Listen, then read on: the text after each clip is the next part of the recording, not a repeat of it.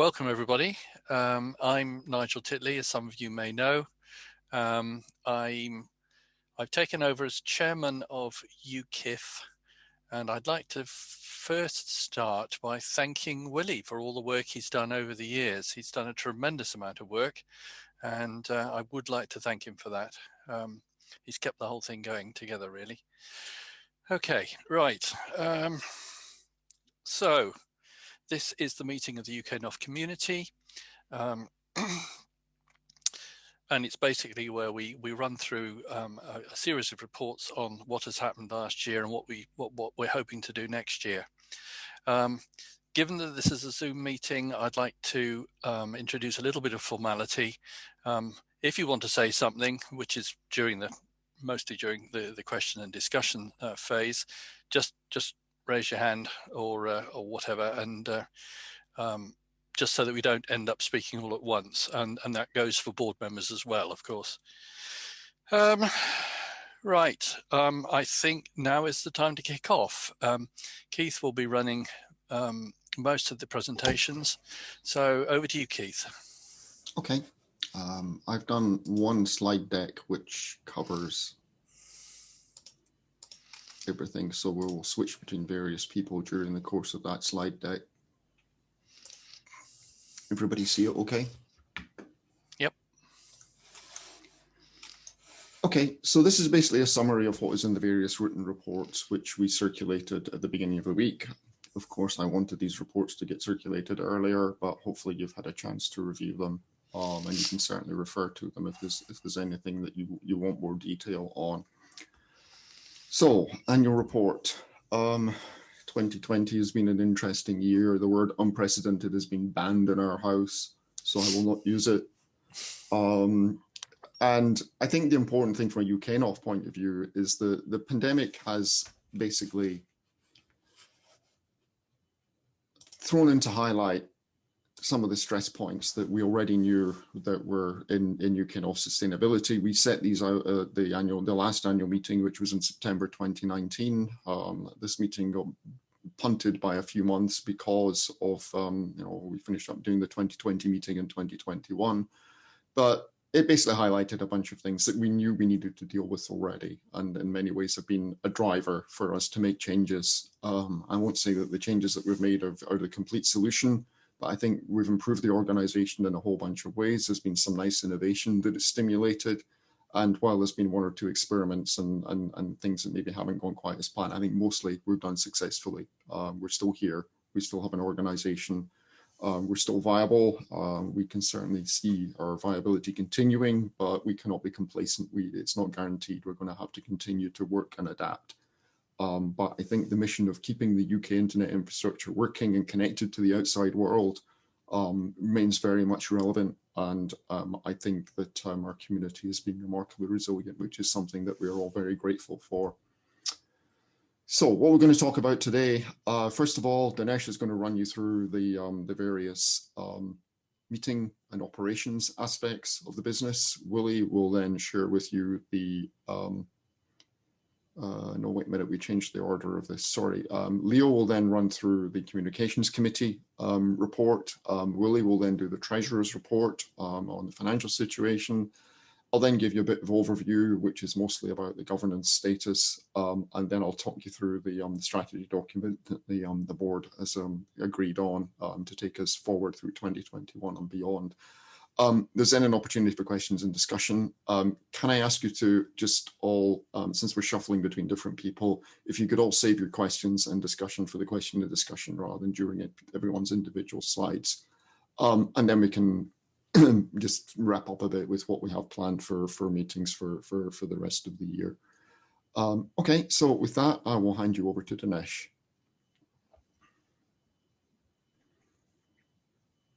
Okay, hello everyone, can you hear me? Could I have a nod from Keith, please? Hi, okay, yes, thank you. Hi everyone, I'm Dinesh, for those that don't know me, but I'm looking at the list and I can see that most of you do. I'm the Operations Director, and UKNOF meetings are within my remit, and I'll be talking about those meetings over the next 4 slides. in respect of 2020. And these slides go, and my talk goes hand in hand with my written report, which I hope you've had a chance to read. First, those of you who attended UKNOF 46 yesterday, I hope you enjoyed it. And if you have any feedback, please do so. The URL is very simple for the feedback. It's uknof.uk/survey46. So please do give us that feedback as soon as you can. Right, okay, so events during 2020. Well, 2020 was an interesting year to say the least, wasn't it? We started off the year with UKNOF 45 in January at etc. venues in London, and it was quite a successful show, quite a successful meeting, and we were actually really looking forward to returning to Manchester for 46 in April last year. But with the pandemic happening, we were thankfully able to work with the venue and got a refund. But then we also thought that we needed to, especially in this time of the pandemic, we wanted to keep the community close together, get the community collaborating with each other. And we decided to then work on online events and keep all online events, online until we could hold safe in-person events. And what this did was it meant that we ran four virtual meetings in 2020. Next slide, please.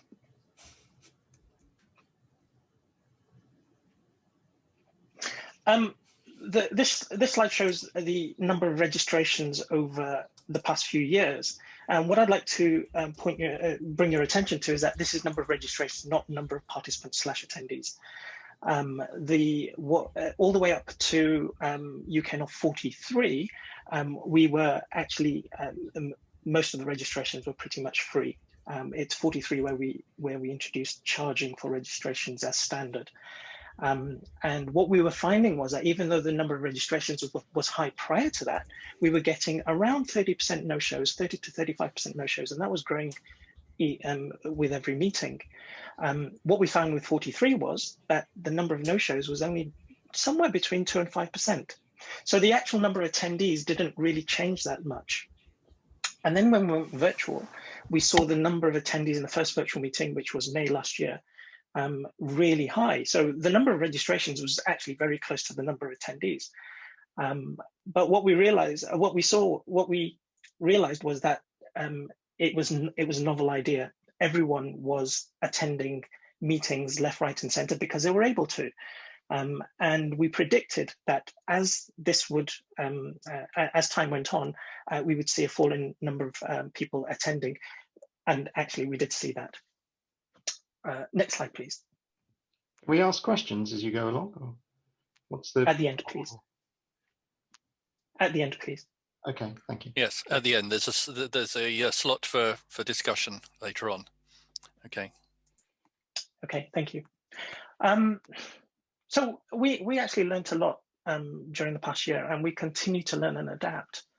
One thing which we ourselves realized was that online events require much more detailed planning, and intentional and planned communications is key with every potential participant in an online event, because you want to attract, because what we want to do is we want to attract and we want to show people that this is what we're doing. We want to build that community, not only the existing community, but we want to build the community by bringing new entrants in.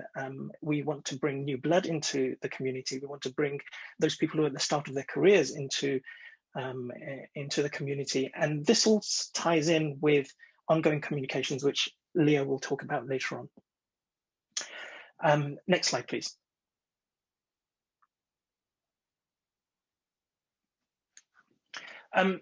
So what happened was right back in April when we started planning online events, we predicted and actually saw these three effects.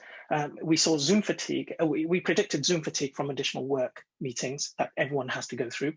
Not only that, we realized that in addition to Zoom, there was also engagement from a wide range of countries than before, and we saw that, and we continue to see that. And we realized that there'd be a lack of volunteer time. A lot of UKNOF activity is based on volunteer time. And what we predicted and what we realized and saw was that, you know, there's things like homeschooling, for example. People are on continuous Zoom meetings daily. There's home life. There's just general extra bandwidth in people's minds and their own lives. And that's what we saw. The other thing that we saw over the year was that although the direct costs of online meetings are lower, the indirect costs, such as human resource, is much higher. So we used we adapted as we went along. So we used feedback from participants to identify ideas and areas for improvement. This continues. This is why, please, if you do have feedback for UKNOF 46 and how we conducted things, such as, for example, one of the things we learned was, you know, let's try something different with the polling for the ratings of the talks. And we saw major uptake of people giving feedback on the talks. So please, uknof.uk/survey 46, if you can, please give us feedback for yesterday's meeting. One of the changes we had feedback on was the timing and pacing. People said to us, if you are going to do short format meetings of approximately 2 hours, then maybe once every 8 weeks. And that's what we initially continued on. We also got feedback from the community saying that actually, if you are going to do a longer meeting, you know, maybe 5 hours, including breaks, but maybe once every 12 weeks and no shorter than that. And what we found was, because of lack of volunteer time, because of the resources and Zoom fatigue, we decided that what we would do in 2021 was we would go back to the 3 meetings a year, but the longer format ones. One of the things that we still have to crack is the social element. Zoom is fine for meetings and things, but when it comes to social ad hoc talking with each other, walking over to someone else, I've not seen you for a while, let's go and have a little chat about things. We haven't quite cracked that yet, so that is ongoing. But like I said, we learned a lot during the past year, and we continue to learn and adapt. And that's the end of my talk, and over to Leo. Thank you very much, Dinesh. So if we could go to the next slide, which is the start of the communications report, and the next slide. I'm Leo Vagoda, and I am the chair of the Communications Committee. The committee was created at the beginning of 2020 and has about 10 members, which we're currently reviewing. We're doing some foundations work. We're developing a charter for ourselves, and we're also looking at the UKNOF mission statement. And the goal here is not so much to change the mission, but to make sure that we're communicating it accurately so that people within the community and outside the community understand what UKNOF exists for and what it does. Now, you will see that we have a new logo in the top right-hand corner of this slide and all of these slides. This is part of something that we launched in 2020. We've made some significant changes in 2020 to the way that we handle social media, outreach and communications overall. So if we could have the next slide.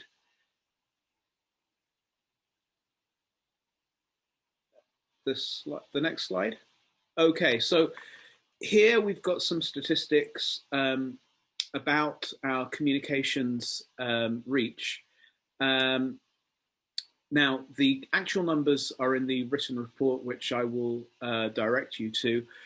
There's essentially 2 broad categories here. We've got communications within the community, and we've got communications to the community.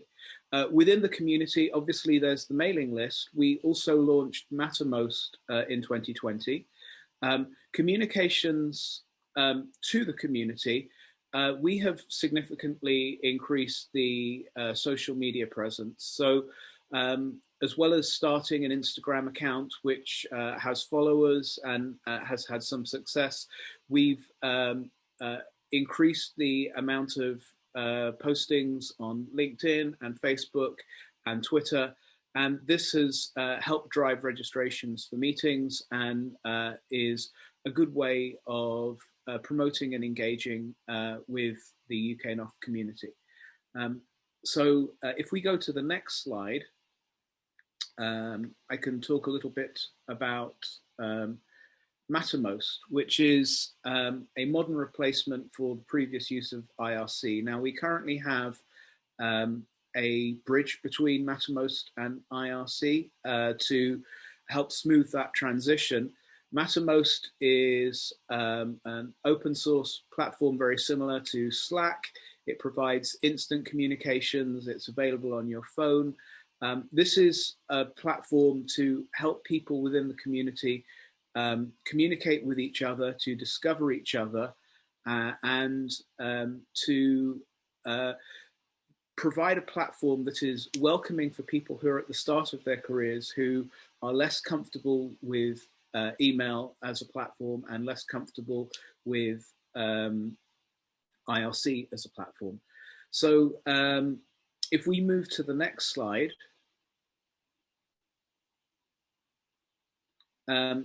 the last slide I'm going to talk about is the website. So you've seen the logo, which obviously was launched in 2020.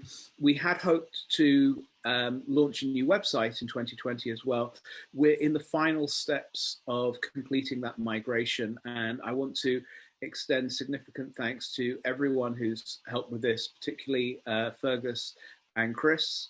Really done a great job. You've got a picture there of what it's going to look like. The new website is and Mike as well, really very professional, modern looking website. It's going to help us improve our outreach and ensure that we are sustainable as an organization as we move forward into the future. So at this point, I'm going to hand back to Keith for the next section on finances. Thank you, Leo. Thank you, Dinesh. Actually, next up is Willie, who's going to be talking about the finances. Okay. So the slides are taking a wee while to come through here. But if you get me to the first one, Keith, after the introductory, what I've done is I've summarized very extensively my views, my feelings about the accounts in the written report, which was as a PDF file. It's slightly more detailed, but just a couple of points about these. The first slide here about meeting income less expenditure. Just note that 45, which was January last year, didn't do too well in terms of the profit and loss. Now, sometimes Dinesh's figures for these vary a little with a company account, depending on when the bills come in for various things. I tend to take them on the date that the bill gets due. But anyway, it wasn't such a good meeting, but the virtual meetings have held up reasonably well. Next slide, please. As I say, these accounts are taken from the bookkeeping. The 2019 set that were also included in my textual report were the approved ones by the board and were sent to Companies House. The 2020 ones are provisional draft. They've been reviewed by the board, but not yet had chance to approve. You usually get a few accruals coming in January, February. I don't think there'll be very much this year. So it's pretty well the right P&L. I did notice something on the chat there that said there might be some double negatives in 2019. It was a loss, but you're quite right. The wording may be a slightly double negative. The impact on the reserves, I'm actually quite heartened by this because it looks fairly stable in many ways. We did go down a bit a few meetings back, a year or so back, but we've kept reasonably stable. We've actually got about 60K in reserves, even after a few things that we'll be committed to this year. And so I'm quite confident we can have 3 meetings this year without running into the brick wall. In fact, I think we might be able to even manage a physical or a hybrid meeting in September, should we be able to do so, but I don't have a crystal ball there. But I think we're reasonably okay. Next slide, please.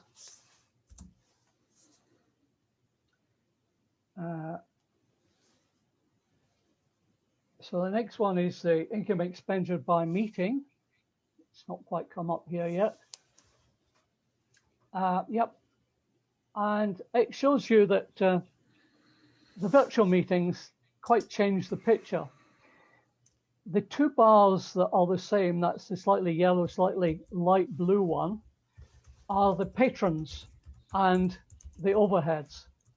So it's quite interesting that the expenses are covered quite nicely for this year by the annual patrons, that company patrons, that is, that put money in. I'm quite encouraged by that. And the actual income for the meetings from the meeting sponsors have covered the costs of the physical meetings. Next slide, please. Which is my last one, which is really the company perspective. And one just thing to notice on that one, it hasn't quite come up here yet, but is that there was a negative cost of 45. Is that the next one coming up yet? The next negative cost was because we paid most of the April venue costs. Yeah, there it is at the very right hand. Most of the April venue costs we paid in advance, and they were non-refundable, which meant that they were part of the loss in the previous year. But when it came to this year, they gave us all the money back again. So in actual fact, it looks kind of strange, but we actually had negative costs for the meeting. I think that's basically all I have to say. I'll take questions at the end in the question and answer session, but you've got all the material there in much more detail, and I'm happy to take them at the end. Thank you. Okay, thank you, Willie. So I'm going to do a couple of sessions now. One is about the unavoidable governance, the vegetables that we have to eat in addition to the technical meat. And then I'm going to talk about the strategy that the board has put together for the coming year and longer term. So I think most of you are familiar with this, but I think it's worth recapping the relationship between UKIF Ltd and UKNOF. UKIF slightly predates and pre-exists UKNOF. It's the British not public company limited by guarantees, so there are no shareholders. The closest thing that we have in the UK to a not-for-profit organisation that isn't a charity.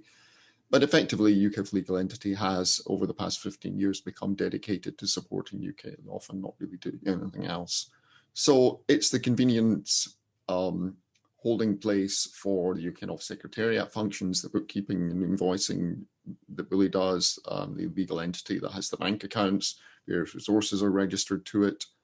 The events operations that Dinesh mostly does is the main function that we do. And yes, we have the practice that some of the directors contract their time to UKIF Ltd. We do this all at a fixed rate of £30 an hour. And it's done on the basis of, at the start of each year, the various directors that are offering their services quote their time, how many hours they're likely to work over the course of the year, and that is approved as part of the budget process at the start of each year. With the board's powers and duties, again, the main thing that the board can do is it can appoint and remove board directors and committee members. It signs off on the finances. The board members can only be natural persons. They can't be companies or other entities. And we have the usual company director fiduciary duties.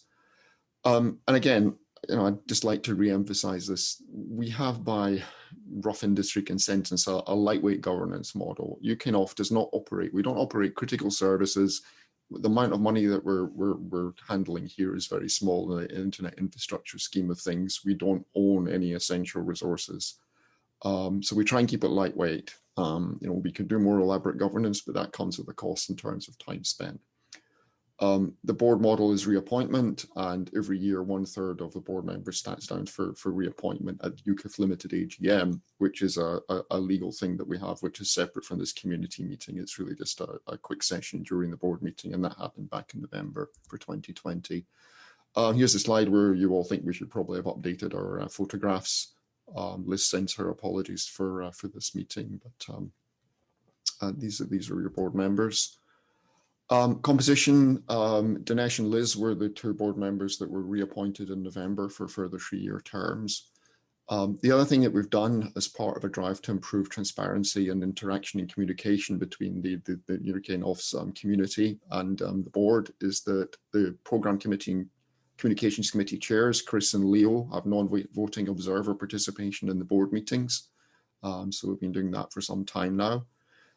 During the year, we realized that we really needed more management bandwidth. We were getting out of step with each other. There were things that needed to be addressed. We needed to work on the strategy. So whereas we had maybe 3 or 4 board meetings a year previously, we're now doing them every month.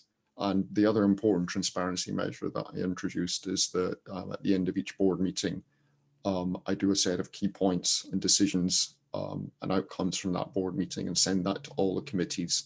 I haven't had much feedback from these, but I hope that they're useful. If they're not useful, I hope people will at least say so, how they might be improved, or if they aren't useful. But I personally think it's important from a transparency point of view. We are seeking new board directors. We've been trying to figure out who might be. There are some good candidates who are maybe not in a position to actually be a company director. But if you are as a member of of our wider community, or want to be a board director, or can think of somebody that would be a good one, we'd like to hear. And this is part of the board thinking about long-term succession planning. Some of us have been doing this for quite a long time, and it's not safe from an organisation point of view to assume that the same people will continue being board members in perpetuity. So we want to get some new blood in there, and we'd like to hear from people who want to be directors.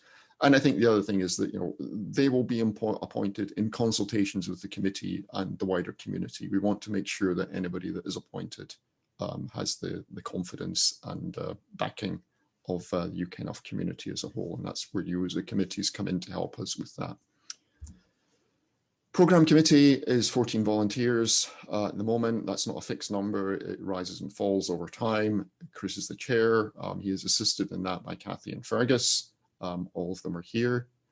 And the main remit of the Programme Committee is to ensure that we have a supply of interesting presentations, and also that there is good quality control in the content, so they're not just commercial vendor pitches, indeed so that the sponsor presentations aren't just commercial vendor pitches, but that everything is interesting.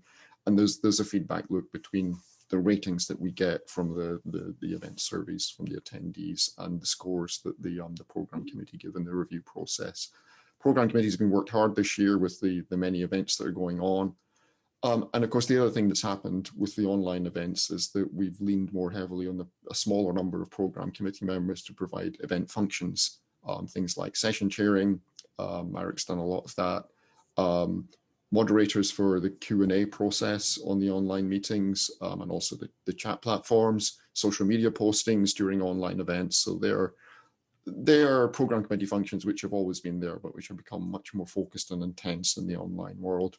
And the other thing is we just want to make sure that the CFP process is well defined in terms of responsibilities between the Programme Committee and the exec functions. So Leo has documented that, and we're about to sign off on that as a board. Advisory Committee, thank you all for being here. We have 7 organisations that are non-profit fellow travellers and are generous enough to lend the time of the people that work here that support us. Many of these organisations support us in other ways as well, as patrons or partners or co-hosts and sponsors. So that's appreciated. But the main function of the Advisory Committee is to keep the board in touch with the community, to provide a degree of accountability, and so that we are transparent to you, and your finances are transparent to you. We did some committee changes over the course of the year. Sorry to see Stephen Morris depart from the Advisory Committee. He was there for ISC but has now retired, so we wish him well. And Bobsley has been on the program committee forever. So again, thank you both to Bob and Stephen, and best wishes for what they do next. New advisory committee members, Ray has taken over Stephen's function for ISC. We welcome Hisham from RIPE NCC. And also Curtis, I think, was at the last annual meeting, but it's good to formally welcome on to the AC. We have two new PC members, James Bensley and Ben Cartwright-Coggs. It's great to have fresh blood in there. Communications committee, I'm not going to list all the members of the communications committee because most of them are overlapping with the board or the other committees. But I think the two key members there are Portia. Again, Portia's here. Welcome to the communications committee. And Steve Jones was formerly on the program committee, but decided to switch to the communications committee.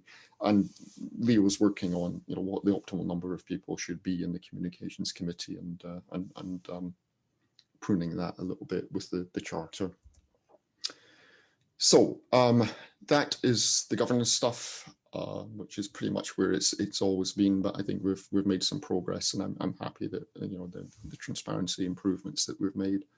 So the strategy, this took us a bit longer than we expected. I think one of the things that's challenging for me as a notional leader of all this is that there are a very diverse range of views about what UKNOF should do, what it should be, how it should be. And the pandemic certainly focused our minds on that and caused the board to go into a bit of a huddle and hash out what that is. Anyway, we came up with a document. Again, I would have liked you to have had it sooner, but I hope you've had time to digest because there's some good strengths in there. And I appreciate Steve and Nigel and Dinesh in particular, their work on that. So as of September, the end of 2019, we knew that there were some long-term sustainability challenges. We talked about them in the last annual meeting. We've alluded to them in the various reports that you've heard. Meeting sponsorship was on decline. There was a reduced willingness on the part of vendors to sponsor our type of events in the industry in general. We'd already decided and pursued a strategy of revenue diversification, in particular patronage, where organizations support us on a year-on-year basis, not just for one event. That's been quite successful. As you can see from Willie's slides, the patronage for last year pretty much covered our indirect costs, and that helped. We've experimented with registration charging. There are some interesting trade-offs, but one thing I will say is that when we charge for registration, we never make a loss in the meeting, even if it does reduce the attendance, as Dinesh pointed out. The other thing is that we've always had this thing where physical venue size is a step function. Back in 2013, we had a whole bunch of issues with donated venues where we had to turn people away because there wasn't space. And that threshold is kind of around 100. If you go above that, then you really have to pay for your venue. Of course, this kind of merges into the pandemic situation where we may have hybrid meetings in the future. So maybe actually being able to go to smaller venues is a feature. On the other hand, there will be social distancing issues for the foreseeable future where you probably won't be able to put the same number of people in the same size venue. So there's some interesting challenges there. The other thing is that venue and catering costs continue to increase. We've seen over the history of paying for UKNOF meetings them increase ahead of inflation, and that seems again to be an industry-wide thing. While you might think that economic recession would reduce that, then actually, of course, the pandemic is going to probably increase the demands in terms of what services venues can offer. And then that kind of merges into the pandemic-specific challenges, which we've all had to deal with over the course of the past year. There's simply less opportunities and revenue from sponsors. You can't have as many sponsors per meeting. Sponsors are only interested in giving talks. They're not so much interested in just having the logo on the screen. As Dinesh outlined in some detail, it's much harder to share the work for online events amongst a team of volunteers. It finishes up with more indirect costs through billable hours. There's less social element to the events, which means that it's less attractive for people to attend. It's less attractive for exhibitors to tout their wares.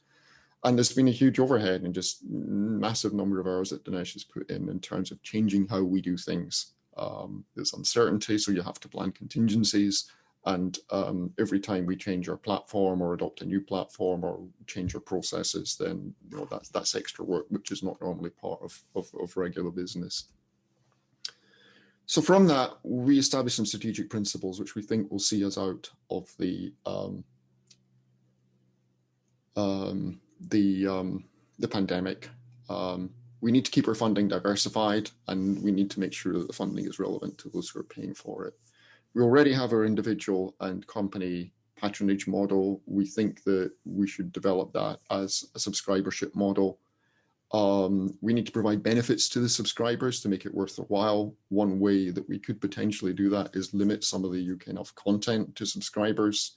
You know, I don't think we want to go to a subscription model, but maybe we can. There are some options there which are outlined more in the paper. But you know, the fundamental principle is that the content should be available as widely and cheaply as possible if it isn't free.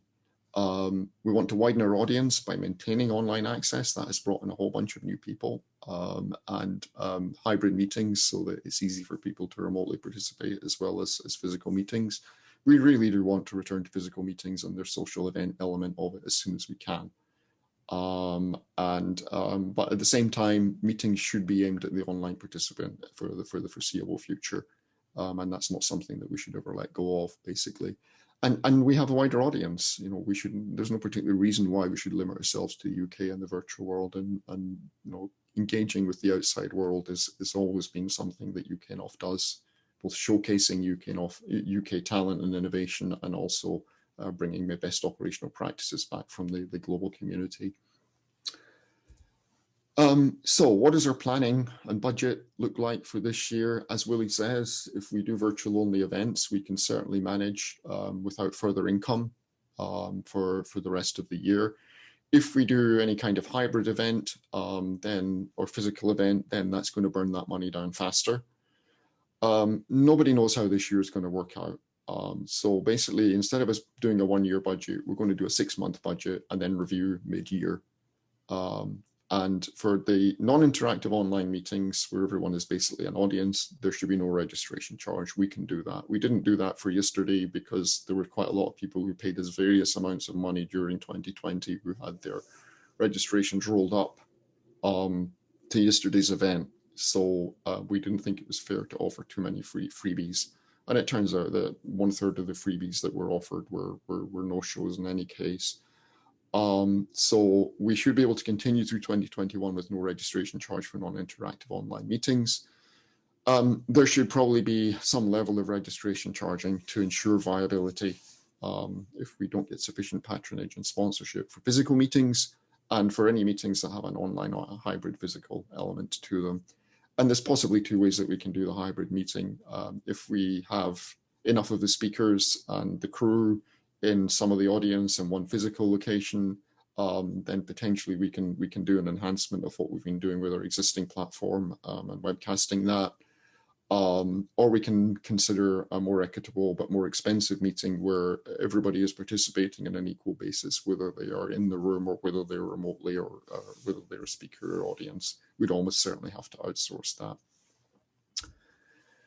So what does the 2021 meeting plan look like? As we announced yesterday, we did have a venue commitment for Manchester for April. We've decided to go fully online. The venue was okay with that and offering us dates later in the year. For the rest of 2021, we will not go for short virtual meetings every 2 months. That was a little bit heavy on the team, and we'll go for a lower meeting frequency. Provisionally, UKNOF 48 would be a physical or hybrid meeting in November. I hope we don't have to go fully online for that, but we'll just see how it goes. And depending on the exact timing of 48, we may do a virtual UKNOF short event or 2 between 47 and 48. And the other thing that's important to understand is that every time we change format or change platform, it requires planning and cycles. So that change comes with a cost. But the underlying principle is we want participation and we want everybody to be able to participate safely. And that's pretty much it as far as what I had to say. You know, the other thing is the thank yous, the patrons who have been absolutely solid over the past year and continue into this year. The organizations and people that have been co-hosts for our virtual events over the past 8 months. Everybody who has still showed up, despite, as Dinesh says, all the things they're having to deal with in their regular life, they're still coming along to UKNOF meetings. the individual friends who are shelling out their hard-earned beer money support us, production crew, everybody who's worked to learn new tools and be solid with the existing tools. The speakers, who are, again, it's more work for the speakers because we need to get the slides in early, they need to do a rehearsal, there are various other things. So again, we really appreciate our speakers. Our sponsors, we've still managed to find several sponsors per event and figure out a format that works for them. And we even had some physical meeting sponsors who went away talking about coming back because they don't have any alternative to reach their audience. Committee members, thank all of you for being here today and for all your hard work over the course of the year, and all the other volunteers that are not covered in the above, and the community as a whole, just for being encouraging and supportive throughout all this. So that is all the slides that cover the report. We'll now switch over to the questions and discussions part of the meeting, and Nigel will be presiding over that. So back to Nigel. Okay, if you could close your desktop, that actually lets me see who's lovely. Thank you very much indeed. Right, let's try and introduce some sort of order into this. Either raise a hand on the video or raise a hand using Zoom. I'll try and keep an eye on both of them. Trouble is, if people all speak at once, it quickly degenerates into a disaster. So do we have any questions?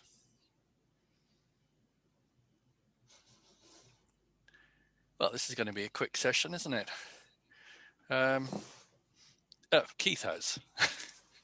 Yeah, I just want to note that there were a couple of comments in the chat with regard to the treasurer's figures. Yeah, Curtis is there, so he's maybe going to make that point himself, and Ray's point about the P&L. I've noted these for the minutes. Okay, good, thank you.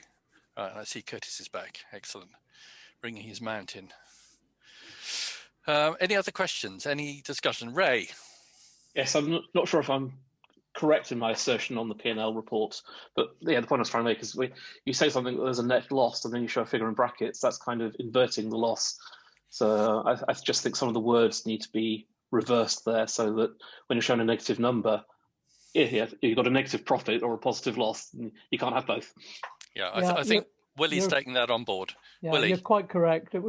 These were just the ones that I knocked off quickly from the accounts, and I'd actually changed that from profit to loss because I thought it would emphasize it a bit better. But you're absolutely right. It was a loss in 2019 and it was a profit in 2020. Okay, anybody else want any questions? Yes, Curtis. Curtis, okay, go ahead. Well, I'm just going to say what Keith said, and I wrote in the chat before, was just about the balance sheet. I think it would be helpful if we had the opening balances of the year, so you can see what actually happened through the year in the balance sheet, because at the moment it's a little bit hard to read what actually happened. Unfortunately, I missed most of the treasury reporting. Okay, I'm sure we can take that on board and for next year. Thank you very much for that suggestion. Any other questions? Steve? It's not really a question, but I just wanted to make a couple of points. One of them was we said that we're looking for new directors, and I thought it was worth saying that we do have directors' liability insurance, as long as you don't actually do anything criminal, so that it's not such a dangerous activity as being a director sometimes is. And the other thing is that I'd like to thank Keith for doing a very good presentation on the strategy. And just wanted to mention one thing that he missed out on, and we all missed out on, and that is a very big thank you to Keith, because he holds this whole thing together, and he forgot to thank himself. So thank you, Keith. Okay, any other questions or comments? Kathy? It's both a question and a comment. If we're going to move potentially to a hybrid sort of thing, are we going to have to change our fee strategy a little bit? I'm not sure what we did for people that used to only watch online in the past when we were streaming. But I feel we're going to find ourselves in a little bit between and betwixt situation once we move to hybrid type events. Yeah, that's something that the board is actively looking at the moment. And Dinesh, I don't know whether Dinesh wants to address that or just nod. Okay, I'll address a little bit of that. The thing is that the plan is not to go back to having a physical meeting with remote users just watching. One thing that has become apparent and quite noticeable in the past year has been that actually even remote users want to interact with what's happening in the room, and so we're currently looking at what's available tools-wise. And so in terms of a hybrid meeting, the plan is that actually what we'd like to do is we'd like remote users to be interacting with what's going on in the room rather than just watching passively. Of course, having a passive watching thing it could also be possible, but we don't know yet. I mean, I'm currently talking to a number of different venues and also different hybrid solution providers as to how they do things, and we're just looking at what's available out there. Okay, thank you, Dinesh. Any other comments, questions? Okay, well, thank you very much. I was going to issue thanks, one of which, of course, is to Keith, who holds this whole thing together. Thanks to Willie, of course, who is stepping gradually down from being chairman to company secretary, and then probably down even from that. Liz, not Kathy. Liz is supposed to be taking over as company secretary and treasurer, but Liz is currently involved with a very small child, having just given birth, and she's a bit short on cycles at the moment, as well as being sleep deprived and everything else. So Willie has very kindly offered to carry on as company secretary and also as looking after the accounts, for which I'm very grateful. I think everything else has pretty well been covered in the reports, and I'd like to thank everybody very much for coming. Thank you for your comments, and Keith. And a big thank you to Dinesh. I mean, he's done all the hard. He has done all the hard work. I just kind of like prodded him from time to time. So yeah, yes. No, I mean, Dinesh has done a huge amount of work over many thanks to Dinesh. I mean, this has been a very difficult year for him. And he's put in a tremendous amount of time. Yes, thank you very much indeed. Yeah. Okay, well, thank you everybody for coming. And next year's community meeting will actually be this year. So hopefully it'll be the 2021 meeting, and it'll be in 2021. We won't let it slip for another year. Hopefully. Okay, thank you very much, everybody, and hope to see you at the next UKNOF meeting. Thank you. Bye. Thanks, Nigel. Thank you all. Thank you. Take care.